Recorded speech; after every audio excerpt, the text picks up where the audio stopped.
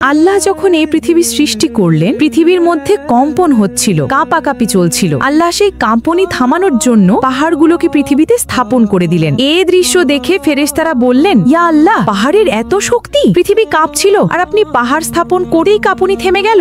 আপনার সৃষ্টির মধ্যে পাহাড়ের চেয়ে কি আরো শক্তিশালী কিছু আছে? আল্লাহ বললেন, আছে, লোহা, কারণ লোহা দিয়ে পাহাড় কাটা যায়। লোহার কথা শুনে ফেরেশতারা অবাক হলেন, লোহা পাহাড়ের চেয়েও শক্তিশালী? তারপর তারা জিজ্ঞেস করলেন, ইয়া রব, তাহলে আপনার সৃষ্টির মধ্যে লোহার চেয়ে শক্তিশালী কিছু আছে? আল্লাহ বললেন, আছে, আগুন। আগুন লোহাকে কি করে? গলিয়ে ফেলে। ফেরেশতারা বললেন, আগুনের চেয়েও শক্তিশালী কিছু আছে? আল্লাহ বললেন, আছে, পানি। দাউ দাউ করে জ্বলা আগুনের মধ্যে পানি দিলে আগুন অস্তিত্ব হারায়। ফেরেশতারা আবার অবাক হয়ে বললেন, তাহলে পানির চেয়েও শক্তিশালী কিছু আছে? আল্লাহ বললেন, আছে, বাতাস।